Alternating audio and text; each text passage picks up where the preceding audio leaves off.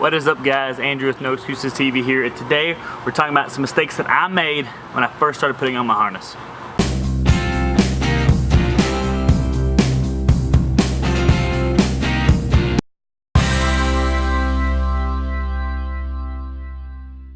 So before we get too in depth with everything, let's first go over that I'm not a certified climbing instructor. I'm just someone who's been a beginner, probably just like you, hopefully just like you, who's been taught how to put on this harness. It seems very intuitive. I agree, it is very intuitive. There's really only one correct way to do it, but I put it on wrong and had to take it off and switch it back before I could start climbing. So we're going to show you some ways that I've messed up that you can mess up, and kind of ways to avoid it and what to look at when you're putting on your climbing harness. So before we talk about exactly how I messed up, let's talk about the two kind of harnesses that I'm familiar with. Now this first one is technically my very first climbing harness that I got earlier this year. It is the Petzl Sama, and it is adjustable. It has one waist adjustment here at the top, and it has non-adjustable leg loops. Now there are some issues that I kind of go between. Like, I have tried the one that you may get when you're renting the gear, and they have those adjustable leg loops, unlike this.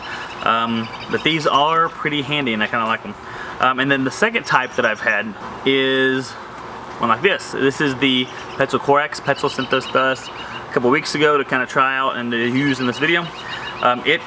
Unlike the Sama, which only has one waist adjustment, this one has two waist adjustments, which I prefer actually. And then unlike the Sama, which has the non-adjustable leg loops, these have the normal adjustable leg loops. So you'll find, if you rent the gear, typically is ones you'll see. Now this isn't a review video of these two harnesses. I'm going to show you the Corax one because it's probably going to be the one that you're more familiar with if you're starting out or using the harnesses that they provide at the gym that you're renting or borrowing. And then later on we'll have reviews of both the Corax and the Sama, and then actually my wife has one that we can get her to review on as we go on as well. Now in my experience, there's three main ways that someone is going to mess up when they put on their climbing harness. So there's three ways that I've messed up when I put on my climbing harness.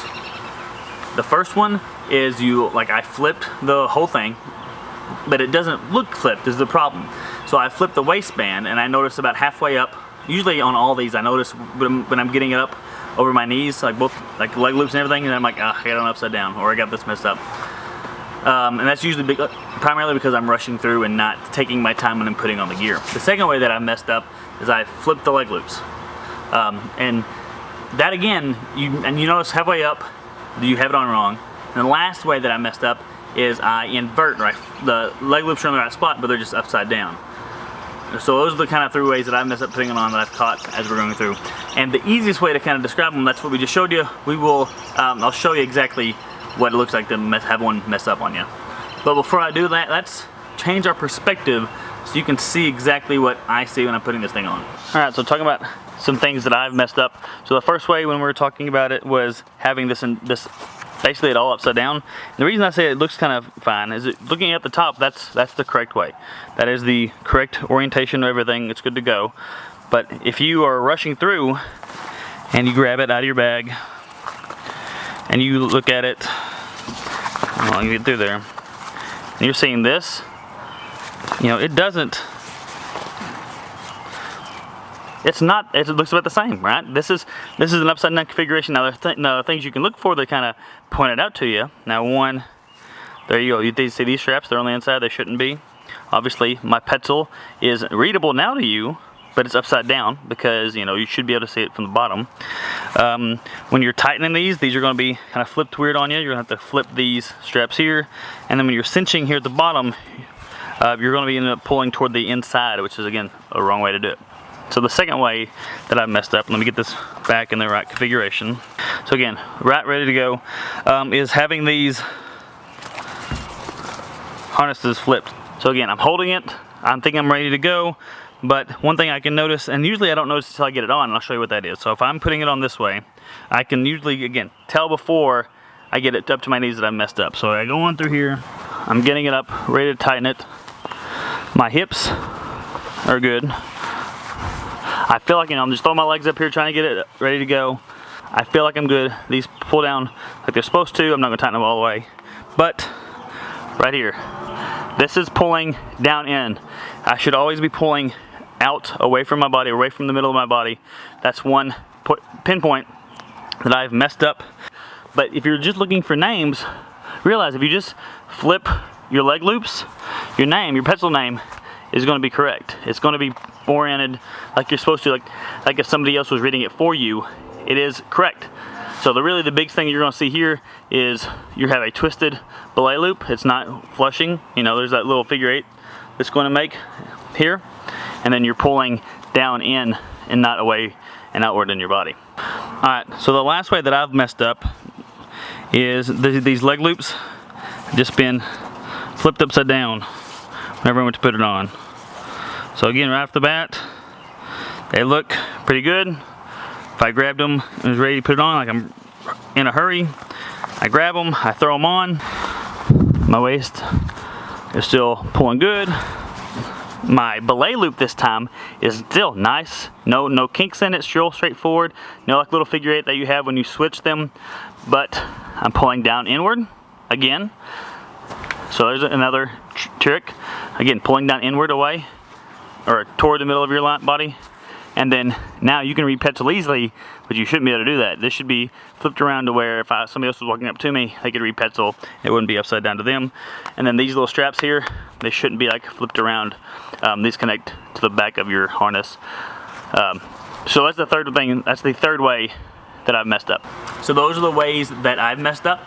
And now we'll show you the correct way of putting it on real quick. Before I get in too much of a hurry putting this thing on, putting my harness on, I'm going to make sure that that this is going to be pointed down. My gear loops are down.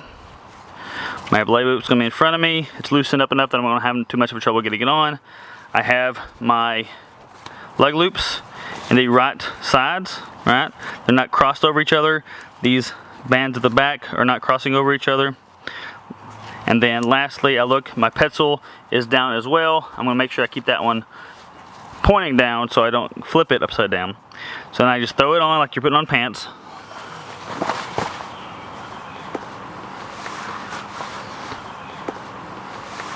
Pulling it on up, getting your legs on up. When we're tightening our waist strap, we want to make sure that it's tight enough to whenever I'm done tightening it, it cannot slip over my hips. One thing that I love about this Corax is how it's got the dual adjustment at the front. Now the problem that I have with my other harness is that when I'm putting it on, I'm pulling it to one side only, so I'm basically just have this strap and I'm pulling it tight, and it will happen is it kind of pulls my belay loop off center. I have to straighten it back up, but as a result, I'm taking the back of my harness and twisting it around as well, and I don't really like that. But this one, I can tighten it up nice and tight, making sure it's not going to come over my hips. That belay loop stays straight in front. Then I go to my leg loops, get them in my comfortable position. I'm tightening it, but I'm not like cinching it down. I'm not getting as tight as I can. I want to have that ability to move. One, because if you have it too tight, it restricts your range of motion for your legs. And two, again, this is just another support point for if I do fall, I don't get the full force from this belay loop strictly on my waist, but I get it distributed between all these 3 points, my 2 legs and my waist. So make sure to do the other side as well, pulling it tight but not getting it too tight. So again, making sure that my waist is the tightest, that my hips are not going to be able to come out of my waist loop. So if I turn it upside down, there's no way that I'm falling out of this thing.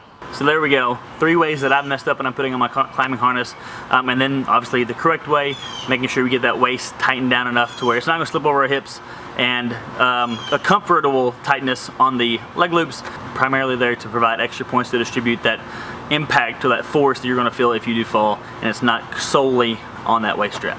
So if you like this video, make sure and smash that like button down below.